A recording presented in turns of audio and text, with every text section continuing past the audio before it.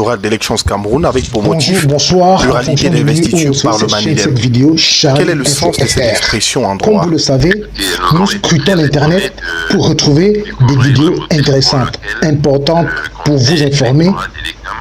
Nous avons choisi une autre vidéo, une belle vidéo alléchante. Nous avons trouvé un petit coupon de cette vidéo pour vous montrer cela, pour vous présenter cela.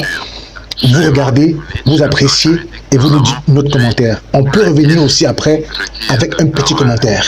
Merci de liker, de partager, de commenter, de souscrire à la chaîne. Abonnez-vous, je vous en prie, car il n'y a que vous seul qui nous donnez la force. Si vous ne vous abonnez pas, il n'y a pas de possibilité pour nous de grandir. Merci déjà pour ceux qui le font, vous le faites nombreux, merci pour cela. Et quand je fais ça, c'est pour vous demander de liker.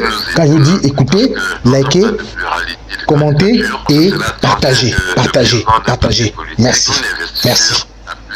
On écoute la vidéo et on revient pour un petit commentaire. Au nom des mêmes partis, ILECAM se devait, parce qu'ils sont un organe qui organise des élections depuis quelques années, ILECAM se devait, à son niveau déjà, de vérifier lequel des deux présidents a la légalité et a la légitimité. ILECAM ne l'a pas fait.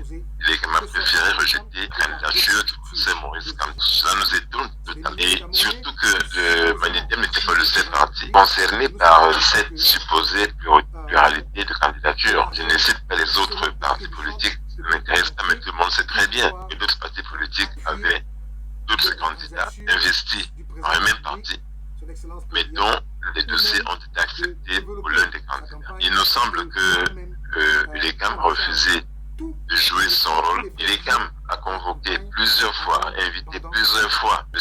Anissé Kané comme président du Manilem. Leur propre jurisprudence interne, leur propre document interne suffisait pour qu'ils disent à l'autre monsieur dont je n'ai pas envie de prononcer le nom, vous n'êtes pas habilité à investir un candidat parce que nous, ici à l'ILECAM, et les documents également de l'administration territoriale qui est au tutelle des partis indiquent que celui qui peut investir, c'est M. Anissé Kané. Je pense qu'il y a là un conspiratisme de l'ILECAM. J'ai le sentiment que l'ILECAM n'est pas d'organisme indépendant, que cette décision a été soufflée par notre adversaire politique, le RDPC et son président. Et nous sommes malheureux que dans notre pays, aujourd'hui le Cameroun, que nous en soyons encore pour une soi-disant démocratie à ce niveau de faiblesse, à ce niveau de partialité d'un organe qui est supposé être indépendant. Mais écoutez, quand vous verrez comment on nomme les dirigeants de l'ILECAM, vous comprendrez pourquoi ces gens sont à la solde entière du parti pour lequel ils sont quasiment des annexes. C'est très triste, je dois le dire, et le dire clairement, de manière ferme et sans aucune rancœur, parce que nous savons ce qu'il nous reste à faire. Maurice Kamto introduira un recours au Conseil constitutionnel dans les prochaines heures.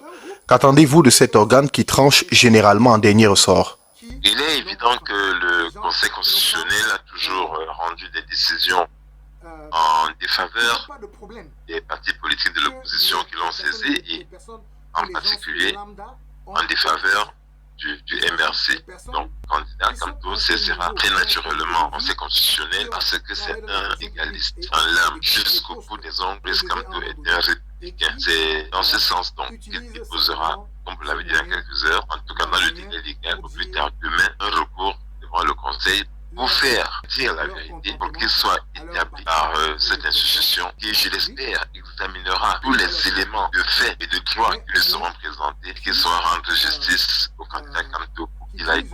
Il est quand même étonnant qu'on puisse rendre aux Camerounais leurs droits les plus fondamentaux et surtout le droit de choisir qui est leur président, de choisir qui a la charge de diriger leur pays. On peut tout nous prendre, mais nous n'accepterons sûrement pas qu'on nous impose des personnes alors que nous avons besoin d'avoir d'autres candidats pour choisir en âme et conscience en tant que citoyens. Donc nous espérons que le Conseil constitutionnel, pour une fois, va se déclarer compétent, va dire notre recours recevable et rendre donc une décision qui soit conforme au droit et à la justice. Il n'est pas nécessaire de désespérer. Le président Kamto avait dit à Paris, souvenez-vous, et on pourrait peut-être, nous les Camerounais, surprendre le monde. Et je pense que dans les jours qui viennent, le Conseil constitutionnel sera le premier organe à surprendre le monde par une décision que beaucoup n'attendent pas, c'est-à-dire une décision de réhabilitation d'une candidature qui ne souffre de rien et contre laquelle on a monté une cabale, des manœuvres absolument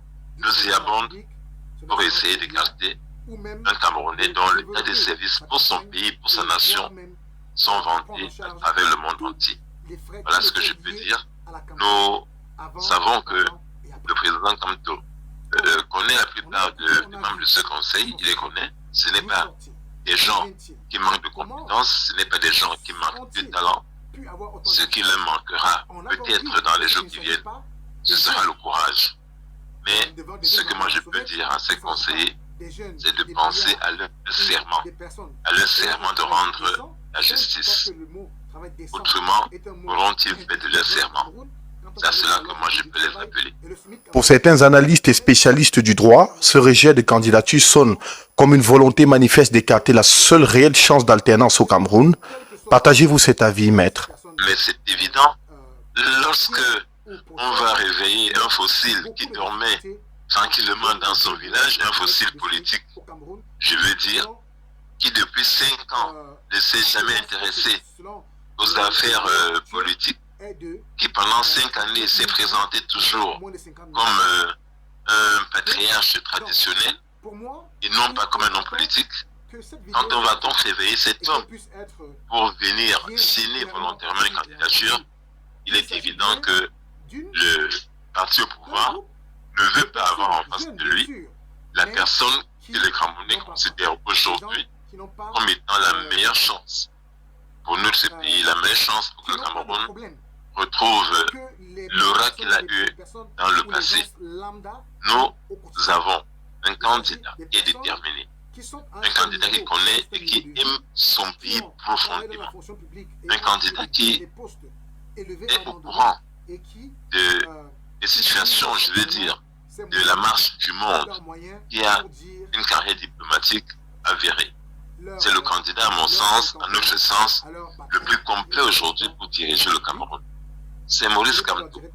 Et je pense que même en leur fort intérieur, ceux qui se sont présentés le savent également.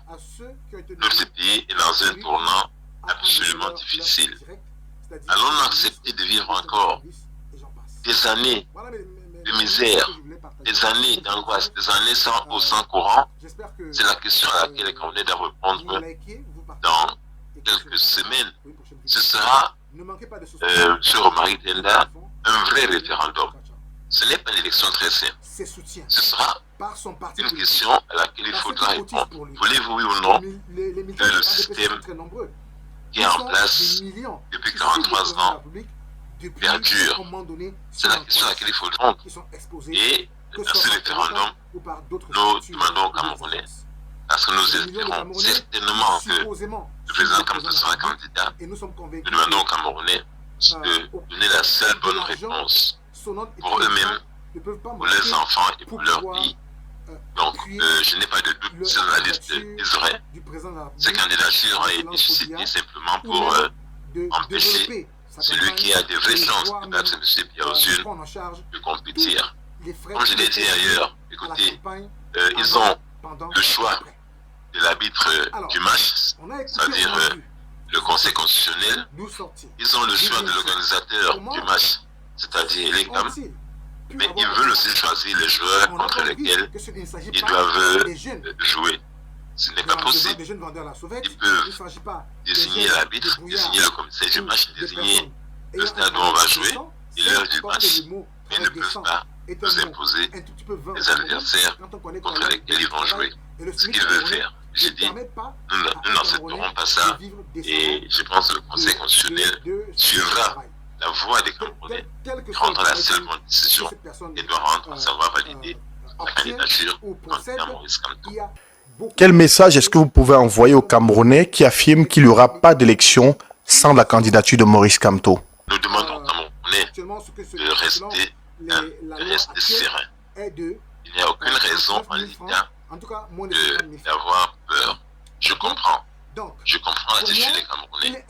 Je leur parle tous les jours, je reçois des centaines de coups de fil. Les Camerounais qui sont inquiets et attendent de manière frileuse cette décision du Conseil constitutionnel. Je sais que les cœurs battent, que les gens ont peur. Mais je leur dis, pour l'instant, il faut simplement rester serein, rester calme. C'est le message que le président Maurice donne. C'est le message donné hier encore par le président Anissé Kané, à qui il faut rendre à chaque minute un vivant hommage pour cette décision courageuse qu'elle a prise d'accompagner le changement. Je pense que les Camerounais doivent donc suivre le message de ces deux leaders, qui est celui de rester calme pour l'instant et d'attendre sereinement la décision qui sera rendue par le Conseil constitutionnel. Dans tous les cas, nous avons fait ce que nous devons faire. Il appartient du mot camerounais de décider de leur destin, de décider de leur avenir. Cela leur appartiendra. Ça n'appartiendra pas à quelqu'un d'autre, mais à eux et à eux seuls. Comme dit sur le président Anissé Kané, ça dépend de vous. Ça dépend de vous seuls et ça dépend de vous tous. Maître Sim, merci. C'est moi. Restons dans le calme. Merci encore. Alors, maintenant que vous avez regardé, vous avez écouté, vous avez suivi, vous avez liké et vous avez partagé, merci de l'avoir fait, car nous comptons toujours sur vous. Nous sommes arrivés à la fin de la vidéo, mais nous comptons toujours sur vous. Donnez vos commentaires, dites ce que vous pensez. Si vous avez une critique à faire, faites-le. Nous recommandons ces commentaires, nous répondons à tous vos commentaires et nous acceptons toutes les critiques. Merci pour ceux qui ont partagé, qui continuent de partager, qui like, qui écoutent nos vidéos, qui écoutent nos publications, qui like, qui commentent et qui partagent, comme nous vous le recommandons, nous le demandons. Merci beaucoup pour tout cela et nous espérons qu'avec vous, nous grandirons et nous irons loin, car il n'y a que vous seuls qui pourrez nous aider. Merci.